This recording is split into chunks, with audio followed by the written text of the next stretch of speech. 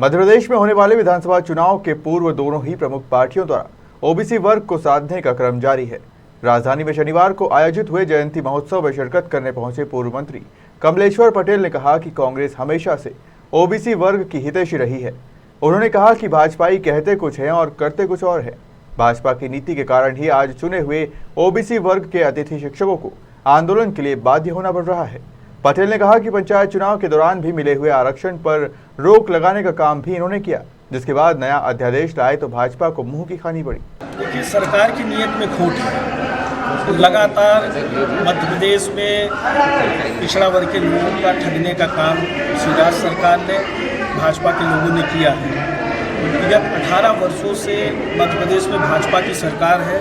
कांग्रेस की पहले भी जब सरकार थी, दिग्विजय सिंह जी ने 27% आरक्षण लागू किया, पर कोर्ट में इन लोगों ने पैरवी नहीं की। हाई कोर्ट में स्टे कराने का भी इन लोगों ने काम किया। अपने लोगों को भेज देते, स्टे कराते हैं और उसके बाद ढंग से पैरवी नहीं किया शिवराज सिंह जी ने, और उसकी वजह से मिला हुआ आरक्षण पहले भी समाप्त हो गया। उसके बाद भी ये सत्ता में कई साल काबिज रहे, पर इन्होंने पिछड़ा वर्ग के लिए 27% आरक्षण लागू नहीं किया। कांग्रेस की हमारी सरकार बनी, कमलनाथ जी के नेतृत्व में सरकार बनते ही कांग्रेस सरकार ने 27% पिछड़ा वर्ग का आरक्षण पुनः लागू किया, और 27% आरक्षण लागू करने का सारी फॉर्मेलिटीज होने के बाद कोर्ट में कुछ लोग जाते हैं और सिर्फ 3 विभागों में रोक रहती है, और 3 विभागों में रोक रहने के बावजूद भी साल भर ये समझने में लगा देते हैं, और उसके बाद भी कोई लाभ नौकरियों में या जहाँ भी चाहे उच्च शिक्षा में हो रोक के रखते हैं। समझने में सरकार साल भर से ज़्यादा समय लगा देती है। जब हम लोग विधानसभा में हंगामा करते हैं तब सरकार अपनी गलती मानती है, दोबारा से री-नोटिफिकेशन करते हैं कि 27% के आरक्षण में कोई रोक नहीं है।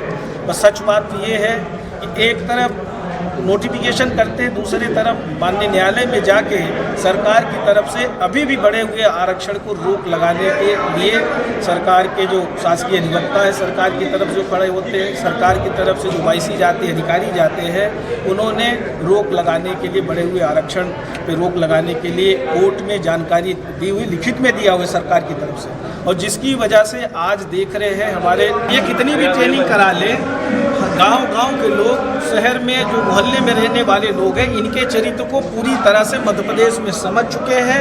ये कितनी भी ट्रेनिंग करा लें, कितना भी मैनेजमेंट कर लें, कितना भी पैसों का जो, क्योंकि भ्रष्टाचार में इन्होंने पैसे ही तो इकट्ठे किए हैं, कितना भी मैनेजमेंट कर ले, सारा मैनेजमेंट इनका फेल होगा। महंगाई, बेरोजगारी, भ्रष्टाचार से मध्य प्रदेश की जनता त्रस्त हो चुकी है और इनको जवाब देगी। और मिले हुए अधिकारों को जिस तरह से इन्होंने छीनने की कोशिश की है, इन सब चीज़ों से लोगों को समझ में आ रहा है शिक्षा की व्यवस्था गड़बड़ है, स्वास्थ्य व्यवस्था नहीं है।